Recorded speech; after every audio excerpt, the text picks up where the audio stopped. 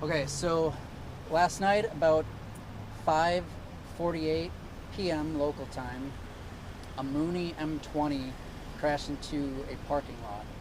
There was one person on board who was fatally injured. Our condolences go out to the friends and family of that individual. We will be going over the airplane, looking at airplane records. We're looking at the airframe today. We're gathering as much evidence as we can on scene. We'll also be looking at the pilot,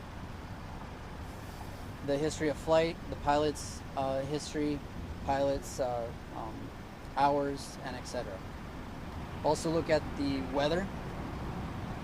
And when we're done with the preliminary report, that report will be made available in about 15 days. There were no ground injuries. The airplane caught fire after impact, and there was a unoccupied vehicle that was also destroyed by the fire. There was also some damage to the storefronts here. So again, this is all preliminary information, and we're going to be here on scene for a little bit longer. The airplane wreckage will be recovered to a secure location for follow-up examination. I'd like to send a huge thank you to the Plano Police Department and Plano Fire Department for their assistance in this investigation. And now if there's any questions, go ahead, state your name, affiliation, I'll take your questions. Lori Brown with Fox 4. There is an airport runway nearby. Did that potentially have something to do with this? Oh, that is something we are looking into. We're going to look at ATC records, radar data, NTSB data to confirm whether or not that airstrip nearby had anything to do with this accident. Thank you. Remember here, Telemundo, what can you tell us about the pilot? Was it a young pilot, an older pilot? Anything that you can tell us about? We're still gathering information on the pilot. I don't know the identity of the pilot at this time. I don't know.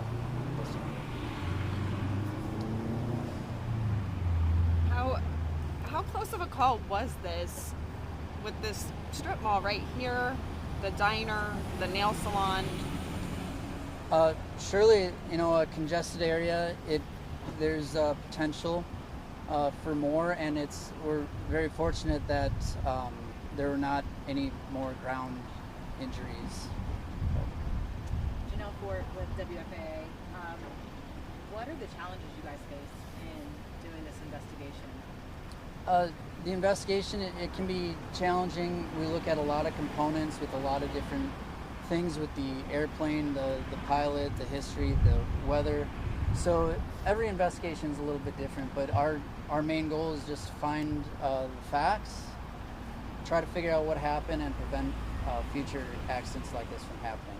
But what about this one specifically? You kind of did an overarching, but this one, are there any specific challenges that come with investigating this crash? This one is really no different than any of the other ones. We have a process we follow, and this is pretty standard. A challenge is just the congestion in the area. But Did the fire contribute? Does the fire contribute to the challenges of recovering evidence? the fire absolutely can damage some evidence, but we work through that. So I have time for one more question. In terms of, does a plane like this have a black box? Was there any communication between the pilot and the air traffic control before it went down? Okay, so the question was, does an airplane like this have a black box, and what was the communication between the pilot and air traffic control? That is something we're certainly looking at.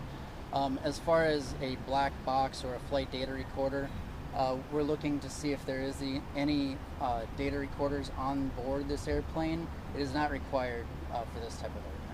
Thank you all for coming out. I got to get back to work, so thank you. Thank you.